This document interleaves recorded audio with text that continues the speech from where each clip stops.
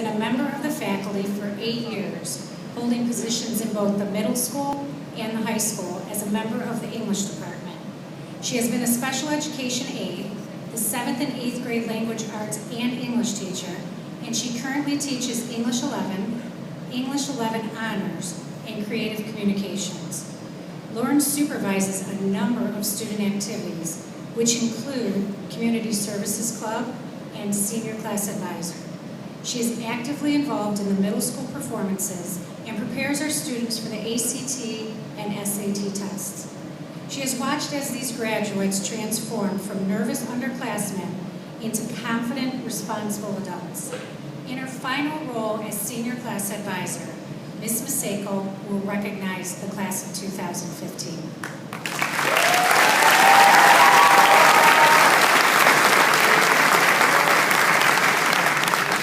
Thank you. Good afternoon and welcome to the board members, administrators, staff, parents, and all other supporters of these graduates. Most importantly, good afternoon to you, the graduating class of 2015. When I was voted by the students to speak at graduation, 2 thoughts instantly went through my head. First, I was honored that you had chose me. Second, fear. I know how important this day is to you, and I'm not sure I'll be able to make it through this speech without crying, because you all mean so much to me. As my creative communication students know, and some from experience, no amount of power posing can help this crying issue, so I apologize ahead of time. Honestly though, I was truly touched. For those of you who do not know me, my name is Lauren Macejko, and I've had the privilege of teaching these students. Some of these students I taught reading and language arts to in 7th and 8th grades. Some English 11, English 11 Honors, or Creative Communications, and others I have gotten to know through senior activities this year. No matter what path it was that brought us together, each and every one of you has left an impression. When the recognition ceremony ended last week, I realized that that day would be one of the last times we would all be together. As I drove home that evening, all I could think about was how proud I was of each and every one of you. From your days in the freshman hallway, in the hallways and the cafeteria acting crazy to senior year, I've witnessed you mature into young adults who are ready to take on the world.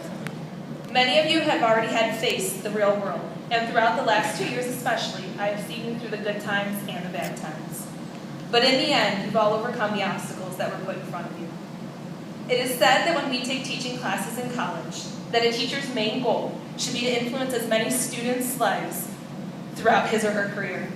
I believe that this is true, but no one ever told me in a college class just how much our students would influence our lives. You've persevered and overcome obstacles that I don't think I could have ever done with the grace and maturity that you have.